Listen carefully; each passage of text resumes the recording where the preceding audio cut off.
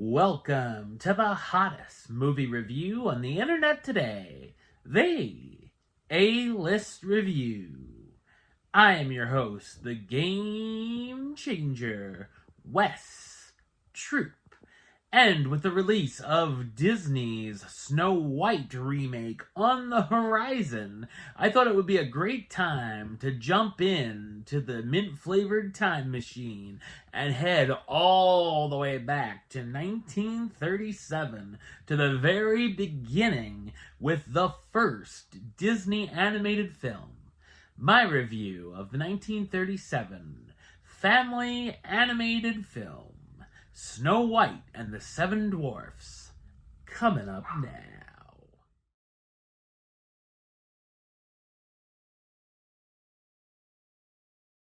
Exiled into the dangerous forest by her wicked stepmother, Snow White, a princess, is rescued by seven dwarf miners who make her part of their household.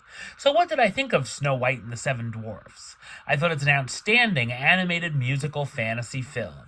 It's based on the 1812 German fairy tale by the Brothers Grimm.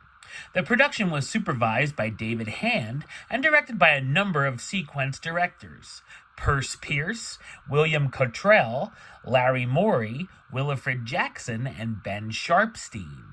Snow White and the Seven Dwarfs had its premiere at the Carthay Circle Theater in Los Angeles on December 21st, 1937, and had its general release on February 4th, 1938, and it was a huge critical and commercial success, becoming the highest-grossing film of 1938. It's the first animated full-length feature film ever made, as well as the first cel animated feature film. The artwork here is fantastic and looks stunning with its bright colors and impressive backgrounds. I also love the scary imagery that can range between gothic to nightmare-inducing, from Snow White running through the forest to the evil queen's transformation into the old hag. It's got a very simple story, but it's also enjoyable and lovable. Snow White is living in a castle with her evil stepmother, the Queen, whose life goal is to be the fairest one of all. One day her magical mirror tells her that Snow White is now fairest in the land, so she does what any rational stepmother would: send her huntsman off to kill her and bring her heart back in a box. The huntsman can't bring himself to do it, and Snow runs off into the forest, where she finds a cottage that belongs to, you guessed it, seven dwarfs. When the queen finds out Snow White is still alive, she uses her magic to disguise herself as a frightening old witch and comes up with another scheme. Could Snow White use more character? Sure, as she's not always interesting per se, but she's innocent, dainty, and very charming. A little more for the prince's character wouldn't have hurt either, I suppose, as he gets about 3 lines to sing. Of course, I love the dwarves. Doc, Grumpy, Happy, Sneezy, Sleepy, Bashful, and Dopey, with my favorite 2 being Grumpy and Dopey. Rewatching it as an older viewer, I had some questions about these lovable characters, such as, are they brothers? I also love seeing the adorable forest animals, like deer, birds, and rabbits, interacting with the princess. There are a lot of funny gags that hit, mostly from the dwarfs, and I found myself laughing out loud at the material. It can also get very emotional at times, with sad scenes where the dwarfs and even the forest animals are crying. The film is also full of wonderful songs, from Whistle While You Work, Someday My Prince Will Come, and of course, Hi Ho. The score by Frank Churchill is spectacular as well.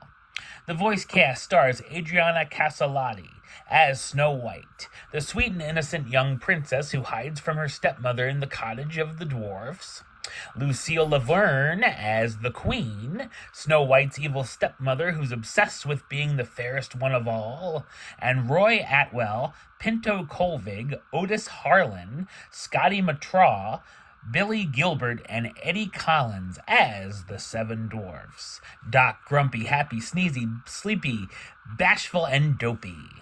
Snow White was nominated for Best Musical Score at the Academy Awards, and the following year, Walt Disney was presented with an honorary Oscar by Shirley Temple for the film, consisting of one normal-sized award along with 7 smaller statuettes.